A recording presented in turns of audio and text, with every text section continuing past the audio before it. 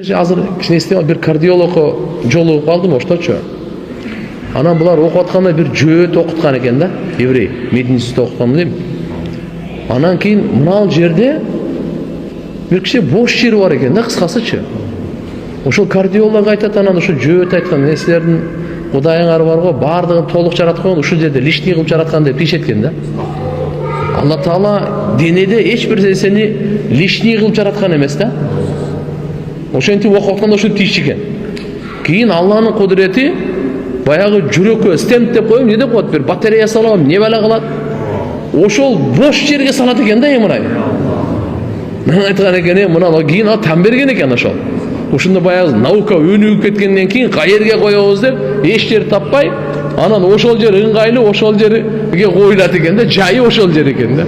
Анан айткан экен, ол өзү айтып берди мага. Ошон үчүн туугандар, адам баласында лишний нерсе жок да.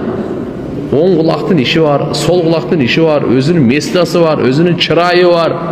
Оң көздүн иши бар, көздүн үстүндөгү карек, кирпик, каш, ар биринин өзүнүн функциялары бар.